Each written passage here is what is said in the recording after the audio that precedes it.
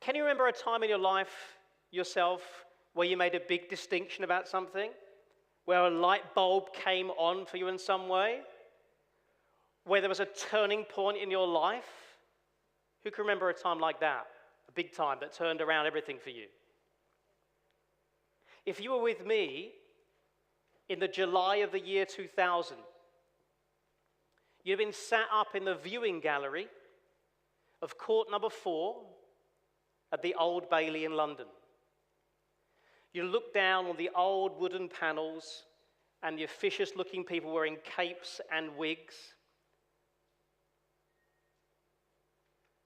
and you'd have felt the same amount of trepidation that I felt, no doubt, which I'm sure would have been heightened as we looked at the accused at the back of the room make this gesture, while the jury wasn't looking. Is there anything you'd like to add yourself, Mrs. Harrington? And you saw this boyish-looking girl stand up and grab the rail for the first time and address the accused at the back of the room.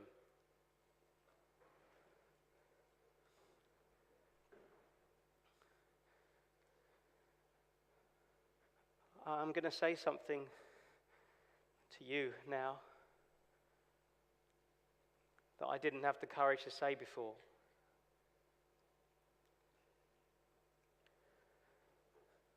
No. No more am I going to believe this was my fault.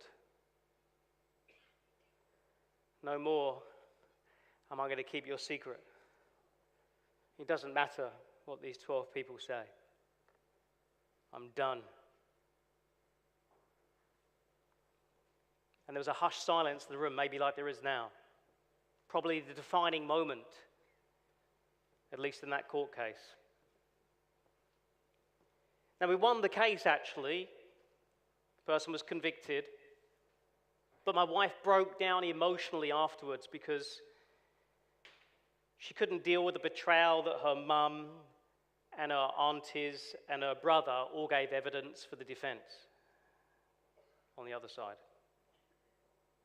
And now she's sitting in the corner of our living room a few days later, and she's staring up at the ceiling, and she's rocking backwards and forwards, and she's not speaking. And if I try to get anything out of her, it doesn't make any sense. It's all garbled, and she's doing this for days on end, and I don't know what to do.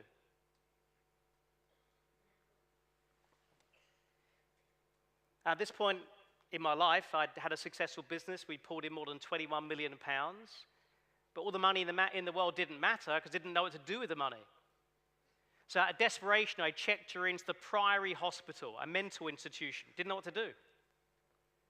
And they gave her tablets, Prozac, etc., to try to deal with her depression, as I was told that she had. And then 6 weeks later, she's trashing her room on a regular basis in the hospital. She's taking illegal substances from somewhere else, I guess another person in there, I don't know where. And I'm thinking, I'm lost to this. I don't know what to do. I came home late one night. I switched on the TV. I wasn't sleeping too good. I hoped to fall asleep to it. And an infomercial came on the TV from someone I know you now know very well. Tony Robbins. Anybody here know Tony Robbins? Okay. And in that moment, I was like, wow, this guy's awesome. And like the testimonials didn't seem from weird, funky type people. They seemed from genuine people. I heard the testimonials from people that he'd worked with and Andre Agassi. I called the company up.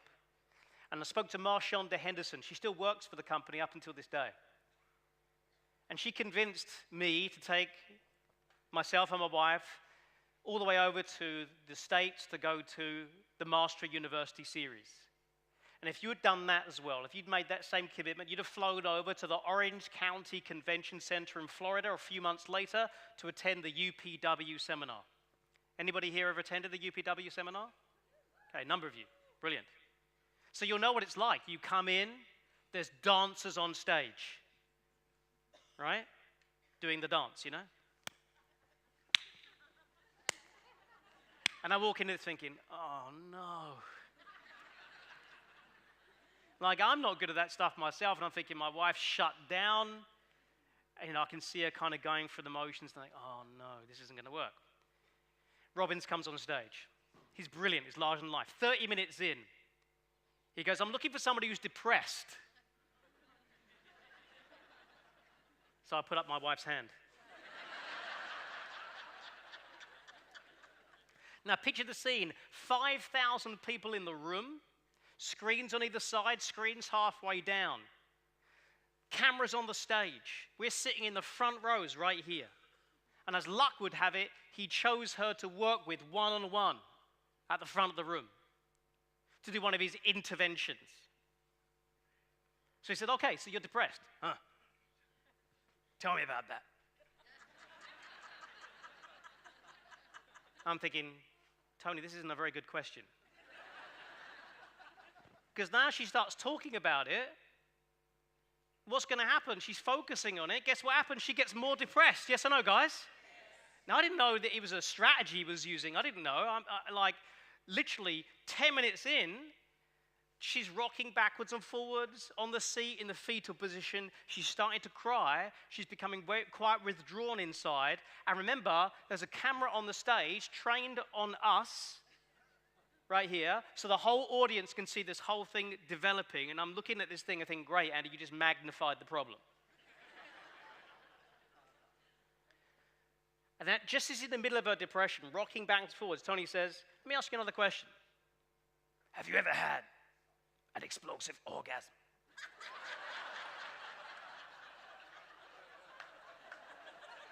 Sorry, I didn't mean you. I didn't mean you.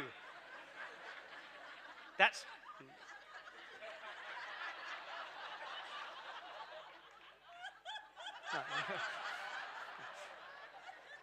And she goes from depressed to, huh? So I'm curious, have you ever had an explosive orgasm? She says, well, I can't tell you that. He said, well, you just told about 5,000 people about this depressing episode in your life. How comes you can't tell us about this joyous one? Fuck, that's a good question.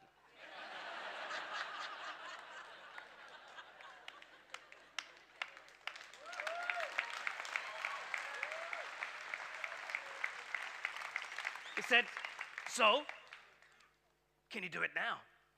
I said, what do you mean, can you do it now? He said, well, you did the depression now. Can you do the other thing now? She said, I can't do that. And then Tony turns to the audience, get a bit of social proof. Ladies and gentlemen, can she do it now? Yes or no? And 5,000 people go, yes!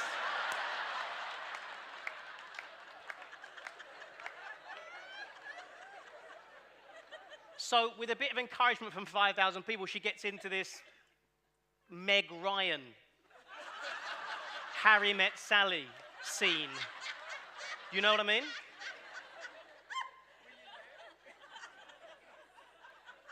And, you know, Tony's really good at eliciting a state at the same time. Go back in your mind. See what you saw.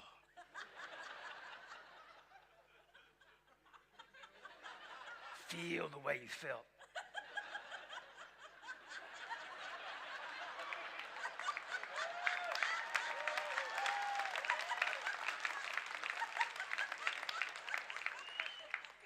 That's it.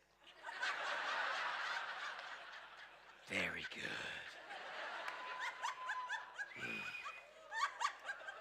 Feel it completely. Feel it in every cell of your body. And he's matching, mirroring her breathing, and as you can expect, it's building up inside of her. The crowd are cheering, it's whooping, it's building up, she's getting red in the face, she's making the noises, it's going mad.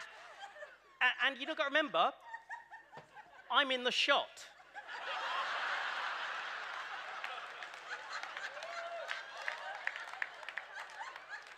And all I remember thinking is, I haven't seen this before.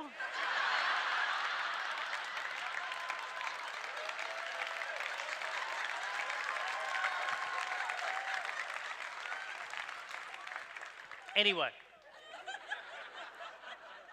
in that one single intervention, her life changed.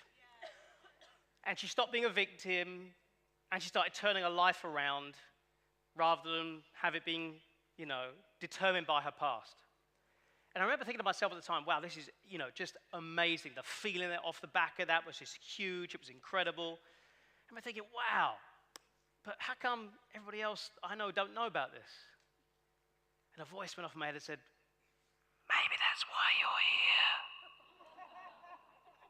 Maybe you should be up there on that stage.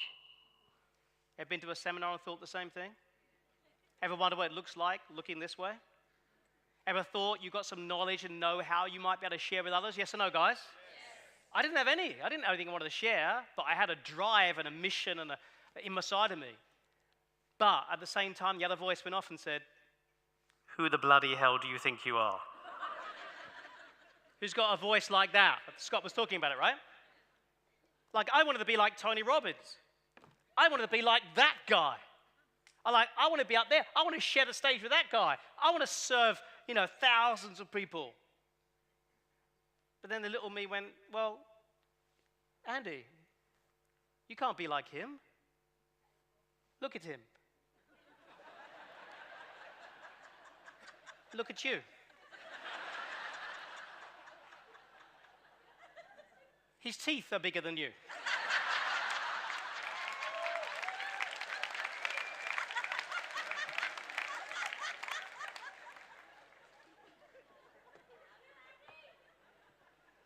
So I thought, forget it. Just forget it. Just forget it. So I went back home and carried on with my business that I had. And then about a few months later, we went to the Date with Destiny, which I think is happening in Gold Coast here. We went to that, and we went to the US, to Hilton Head Island in South Carolina. It was a great event. Again, I think it was the last day. We'd done some great stuff. And there was an exercise where Tony had you pair up with a stranger. And the idea is that you stare directly into this person's eyes and be really present with them for like 3 or 4 minutes. And I'm not good at finding partners in this situation. When you ask to partner up with someone, you tend to kind of give them the eyes. You kind of look at them because you don't want to be flat rejected, so you kind of go, and they go, and this is what was happening. And then, of course, the exercise is almost beginning, and I realized everyone else is partnered up. I don't have a partner. There's 5,000 odd people in this room. The only person who didn't have a partner was Tony Robbins. Now, if you've been to his seminars, you'll know security guards all around the stage. If he walks off stage, they follow him around, stopping idiots like us, me specifically, from going up there and talking to Tony, yes? But I'm on a mission. So I'm walking. I get there. Some guards are a bit distracted. I get Tony's attention, and I gestured to him, would he be my partner? And to my complete surprise, he agreed.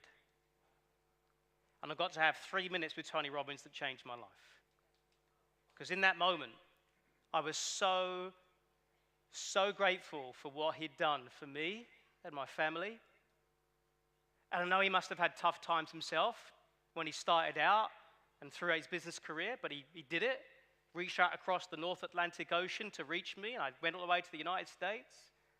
And in that moment, I was just taken over the moment. I was just sobbing and crying. And to my complete surprise, he was crying as well. And we shared a moment I will never forget. And in that moment, I made that life-changing decision. I said, I'm not going to do this. I don't have any content. I don't think I'm anybody special. But I have to do this. I have to find a way.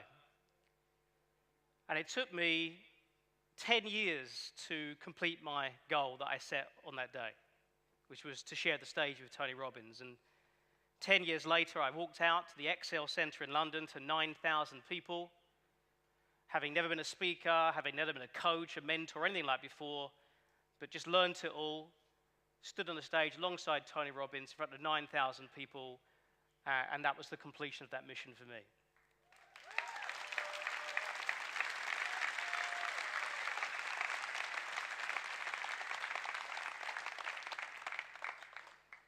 And now I've been blessed to share the stage with some fantastic people. And please, there's nothing special about me. There's nothing really special about any of us. We should all just be similar, not special. Show people what we can do. It's not about who we are necessarily, but it's definitely about what we know and what we can share and help others with. And you've got all this knowledge.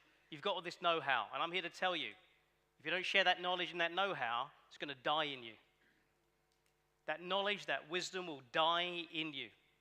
But if you get it out and you extract it, two things will happen. Number one, you become more aware of what you're good at. And you start to systemize what you're good at, which means you become more consistent with what you're good at. Does that make sense? If you create your own model and map and framework and blueprint of success of how you do what you do that works, then what you can do is teach that to the masses. Does that make sense? As a framework of how to get from where they are, wherever that is in their life, business or whatever, to where they want to be. And in doing so, you get paid a lot of money for doing that, and that's what I've learned how to do, and that's what I want to share with you today. So are you excited to learn it? Yes! All right, let's do that. Let's do that. All right, so let's begin. Slides, please. There are 5 core things that you need to master, and here's what they are. Number 1. You need to be someone that has impact. You've got to be someone of impact. Now, here's what that means. It means don't be nice, necessarily. What your job to do is to interrupt people's patterns. That is your job first. Because unless you first interrupt what someone's already doing and thinking, they are going to carry on doing what they're doing and thinking, or carry on reinforcing what they already know and what they already believe. Does that make sense? Raise your hand if you understand, please. People are very busy, so you've got to get their attention first. And there are a number of ways to do that. Second, you need to learn how to inform people better. Most presentations are boring, and people kill them with death by PowerPoint. This is the first time you've seen a slide, and I've been on stage for 24 minutes, something like that. So there's something else you could do, and I'll share what it is in a minute. But think about this. Who's in business right now? Do you want to make more sales? Yes or no, guys? Yes. Stop selling. Stop selling. Start giving. Well, your old adage used to be, ask and you shall receive. Ask for the sale, ask for the sale, ask for the sale. Buy my stuff, buy my stuff, buy my stuff. Doesn't work. The better new thinking is give and you shall receive. Who thinks that's a better metaphor? Yes. Which means provide value, prove credibility, prove yourself, give, then ask. Does that make sense? And the giving is content. The giving is information. Does that make sense? Yes or no, guys? Yes. Come on, yes or no? Yes. But it needs to be strategically done in a way that leads to a sale. Not just something where you then bolt a sale on the end of it. It must be strategically thought through. Content. Look, you're living in the information age, and before, the gatekeepers had hold all the keys. Gatekeepers like radios. You had to get past the gatekeeper to get on the radio show. You don't today.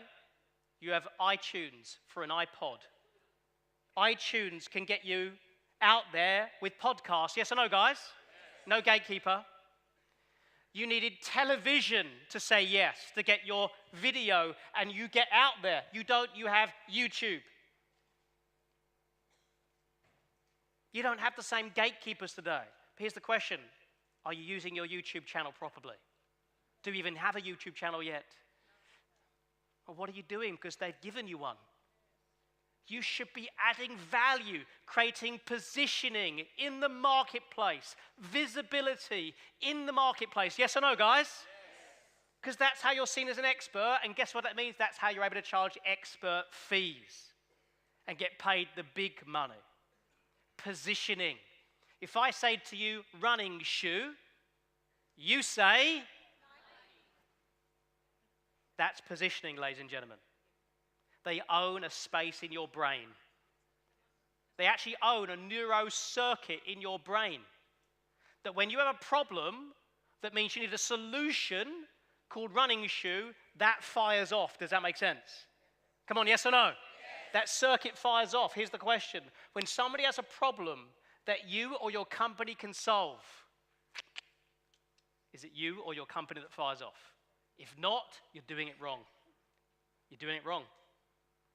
Because otherwise, the only way you're going to get business is to be in the right place at the right time. Does that make sense? Yes or no, guys? Yes. And not everyone's ready to buy when you're ready to sell. But instead, if you make the process one of education as part of the sales process, when they're ready to buy, they buy from you. Does that make sense? Come on, raise your hand if you understand, please. That's what I'm talking about. Yeah, I'm a speaker, but not everyone in this room wants to be a speaker, but here's what you've got to do. You've got to be a content creator. You have to create content, value, information that you share with your potential customers to start positioning you and your company as the go-to experts for what you do. Does that make sense? Yes or no, guys? Yes. Otherwise, it's massively hit and miss. I didn't know any of this stuff. I learned it. And you learn how to drive a car, so you can learn this too. But you learned to drive a car because it was a must for you. That's the truth of it. You invested the money, you had a mentor next to you guiding you how to do it, you went through the pain of failing sometimes because it was a must for you. Now make the same decision level of must in your body right now that you're a content creator. Because as soon as you get your head around, you're an information marketer, you're a content marketer. As soon as you get your head around that, you'll become prolific at creating content for your potential customers.